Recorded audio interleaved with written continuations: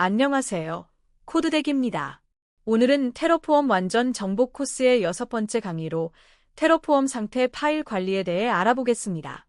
인프라를 코드로 관리할 때 가장 중요한 것이 바로 상태 파일인데요. 상태 파일의 역할부터 원격 저장, 백업, 잠금까지 실무에서 반드시 알아야 할 핵심 개념들을 함께 살펴보겠습니다. 오늘 다룰 내용은 총 10가지입니다. 먼저 상태 파일의 역할과 중요성을 알아보고 로컬 상태와 원격 상태의 차이점을 비교합니다. 그 다음 S3 백엔드 설정 방법과 상태 파일의 내부 구조를 살펴봅니다. 그리고 테러포엄 스테이트 명령어로 상태를 조회하고 수정하는 방법, 상태 파일 백업 전략, 상태 잠금 개념, 다이너모디비를 활용한 잠금 구현, 마지막으로 실무 베스트 프랙티스까지 순서대로 진행하겠습니다. 상태 파일이란 무엇일까요? 입사 2개월 차 김인프라 씨가 테러포엄으로 처음 서버를 배포했습니다. 성공적으로 배포가 완료되었고 AWS 콘솔에서 인스턴스가 잘 떠 있는 것을 확인했죠. 그런데 프로젝트 폴더에 테러포엄 티프 스테이트라는 낯선 파일이 생겨 있었습니다. 이게 바로 상태 파일입니다.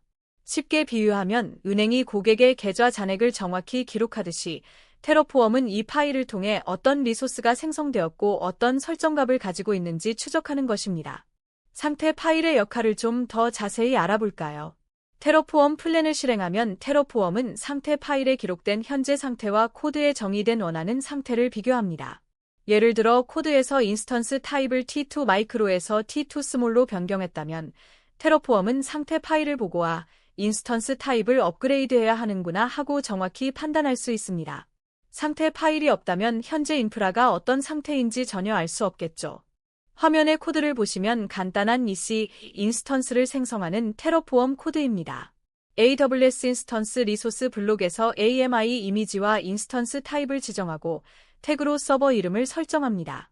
테러포엄 어플라이를 실행하면 AWS의 실제 인스턴스가 생성되고 동시에 테러포엄 티프 스테이트 파일이 만들어집니다.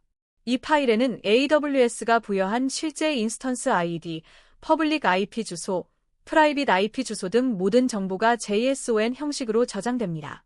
김인프라 씨가 선배 개발자 박데브옵스 씨에게 물었습니다. 이 파일을 실수로 지우면 어떻게 되나요? 박데브옵스 씨가 심각한 표정으로 대답했습니다. 그럼 큰일 나죠.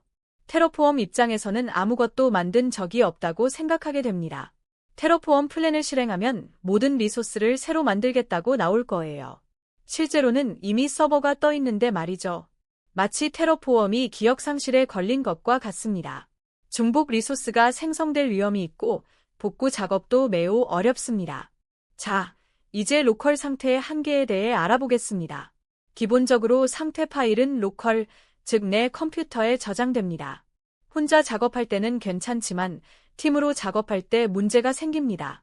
각자 로컬의 상태 파일이 있으면 버전이 달라지고 충돌이 발생합니다. 예를 들어 A 개발자가 서버를 삭제했는데 B 개발자의 상태 파일에는 아직 서버가 존재한다고 기록되어 있으면 동기화 문제로 인프라가 엉망이 될 수 있습니다. 이런 문제를 해결하기 위해 원격 상태라는 개념이 등장했습니다. 원격 상태는 상태 파일을 클라우드 스토리지에 저장하는 방식입니다. AWS의 S3, 예저의 블라브 스토리지, 구글 클라우드 스토리지 등을 사용할 수 있습니다. 팀원 모두가 같은 상태 파일을 공유하면서 일관성을 유지할 수 있고 버전 관리와 백업도 훨씬 쉬워집니다. 실무에서는 거의 대부분 원격 상태를 사용합니다. 화면의 코드는 AWS S3를 백엔드로 설정하는 예제입니다. 테러포엄 블록 안에 백엔드 S3를 선언합니다. 버킷에는 상태 파일을 저장할 S3 버킷 이름을, 키에는 버킷 내 파일 경로를 지정합니다. 여기서는 프라드 폴더 아래에 테러포엄 티프 스테이트라는 이름으로 저장합니다. 리전은 S3 버킷의 리전이고 엔크리프트를 true로 설정하면 저장 시 암호화됩니다. 다이너마드 테이블은 상태 잠금에 사용할 다이너모디비 테이블 이름입니다. 이 설정만으로 팀 전체가 안전하게 상태를 공유할 수 있습니다. 상태 파일의 내부 구조를 들여다볼까요?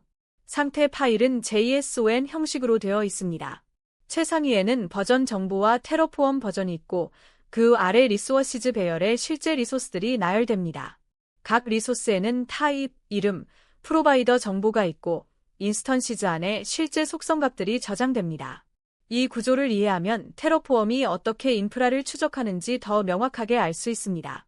JSON 형식의 상태 파일 예제를 보시면 버전 4는 상태 파일 포맷 버전입니다. 테러포엄 버전은 이 상태를 생성한 테러포엄 버전이고요. 리소시즈 배열 안에 AWS 인스턴스 타입의 여비라는 리소스가 있습니다. 인스턴시즈 안에 언리뷰츠를 보면 ID 필드의 I-0 ABC 123 def 456라는 실제 AWS 인스턴스 아이디가 저장되어 있고 퍼블릭 IP에는 54.180.123.45라는 퍼블릭 IP 주소가 기록되어 있습니다. 테러포엄이 이 정보를 바탕으로 인프라 변경을 계획합니다. 상태 파일은 직접 편집하면 절대 안 됩니다. 대신 테러포엄 스테이트 명령어를 사용해야 합니다. 리스트 서브 커맨드로 관리 중인 모든 리소스 목록을 확인할 수 있고 su로 특정 리소스의 상세 정보를 볼 수 있습니다.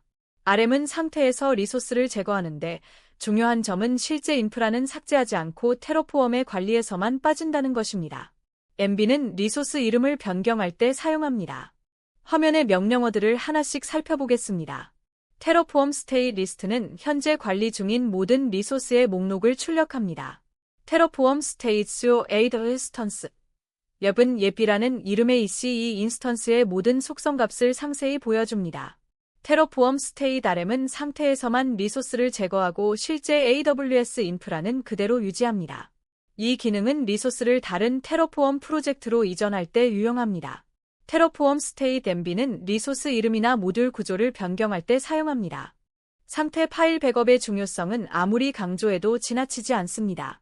상태 파일이 손상되거나 삭제되면 인프라 관리가 불가능해집니다.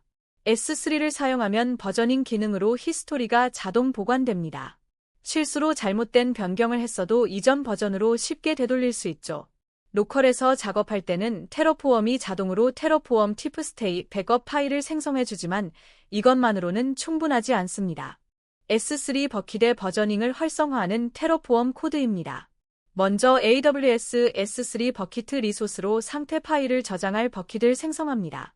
그 다음 AWS S3 버킷 버저닝 리소스에서 버저닝 컨피겨레이션의 스테터스를 이네이블드로 설정합니다. 이렇게 하면 상태 파일이 변경될 때마다 이전 버전이 자동으로 보관됩니다. 잘못된 어플라이를 실행했더라도 S3 콘솔에서 이전 버전으로 복원할 수 있어 매우 안전합니다. 상태 잠금이 왜 필요한지 생각해 볼까요? 두 명의 개발자가 동시에 테러포엄 어플라이를 실행하면 어떻게 될까요? 각자의 변경 사항이 서로 덮어씌워지면서 인프라가 예측할 수 없는 상태가 됩니다. 상태 잠금은 마치 화장실 문 잠금 장치처럼 한 번에 한 사람만 상태를 수정할 수 있도록 보호합니다. 다른 사람이 작업 중이면 대기하거나 에러 메시지를 받게 됩니다. AWS 환경에서는 다이너모디비 테이블을 사용하여 상태 잠금을 구현합니다. 원리는 간단합니다. 누군가 테러포엄 어플라이를 실행하면 다이너모디비에 잠금 정보가 기록됩니다. 작업이 완료되면 잠금이 해제되고요. 만약 다른 사람이 동시에 실행하려고 하면 다이너모디비에서 이미 잠금이 있다고 알려주고 작업을 차단합니다. 자동 잠금 해제 기능도 있어서 비정상 종료 시에도 복구가 가능합니다. 다이너모디비 잠금 테이블을 생성하는 코드입니다. 테러포엄 락스라는 이름의 테이블을 만들고 빌링 모드를 PLQST로 설정하면 사용한 만큼만 비용이 청구됩니다. 핵심은 해시키를 락아이디로 설정하는 것입니다. 얼리뷰트 블록에서 락아이디를 문자열 타입 S로 선언합니다. 이 테이블이 생성되면 앞서 본 백핸드 설정에 다이너마드브 테이블에 이 테이블 이름을 지정하면 됩니다. 그러면 테러포엄이 자동으로 잠금을 관리합니다. 환경별로 상태 파일을 분리하는 것도 중요합니다. 개발, 스테이징, 운영 환경을 각각 관리한다면 환경마다 별도의 상태 파일을 사용해야 합니다. 가장 간단한 방법은 S3 키 경로를 다르게 지정하는 것입니다. 개발 환경은 데브, 테러포엄, 티프스테이, 스테이징은 스테이징, 테러포엄, 티프스테이, 운영은 프라드, 테러포엄, 티프스테이 이런 식으로요. 이렇게 분리하면 실수로 운영 환경을 건드릴 위험이 크게 줄어듭니다. 상태 파일 보안도 신경 써야 합니다. 상태 파일에는 민감한 정보가 담길 수 있다는 것을 기억하세요. 데이터베이스 비밀번호, API 키 같은 것들이 평문으로 저장됩니다. 따라서 S3 암호화를 반드시 활성화해야 하고 기타 이니어리에 추가해서 기트 저장소에는 절대 커밋하지 않아야 합니다. 초보 개발자들이 흔히 하는 실수 중 하나가 상태 파일을 기트에 올리는 것인데, 이러면 민감한 정보가 노출될 수 있습니다. S3 버킷의 서버 사이드 암호화를 설정하는 코드입니다. AWS S3 버킷 서버 사이드 인크리프션 컨피겨레이션 리소스를 사용합니다. 룰 블록 안에 어플라이 서버 사이드 인크리프션 바이 디폴트를 설정하고 SSL 거리덤을 AWS, KMS로 지정합니다. KMS는 AWS의 키 관리 서비스로 자동으로 암호화 키를 관리해 줍니다.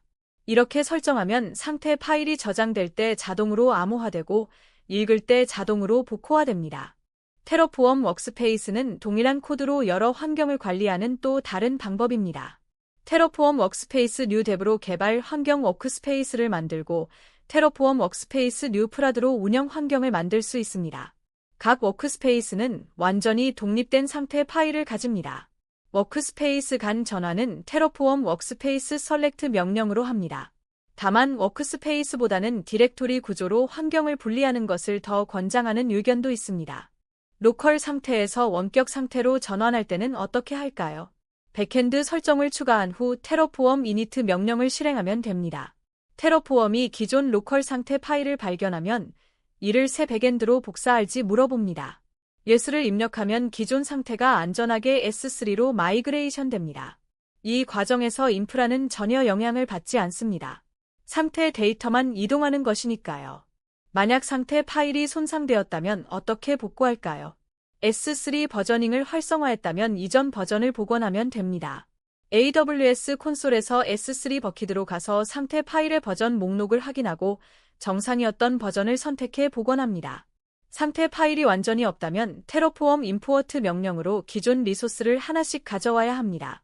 리소스가 많으면 시간이 오래 걸리는 작업이므로 백업이 얼마나 중요한지 다시 한번 강조드립니다.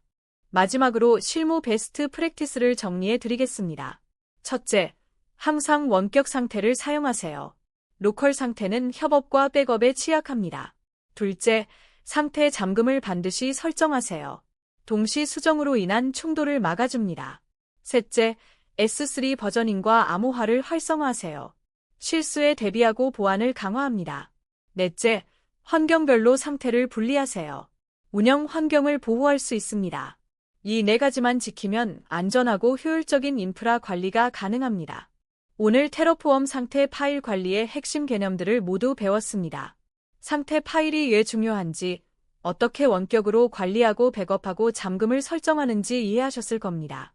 다음 단계로는 실제 프로젝트에서 S3 백엔드와 다이너모디비 잠금을 직접 설정해 보시기 바랍니다. 질문이 있으시면 댓글로 남겨주세요. 다음 강의에서 만나 뵙겠습니다. 감사합니다.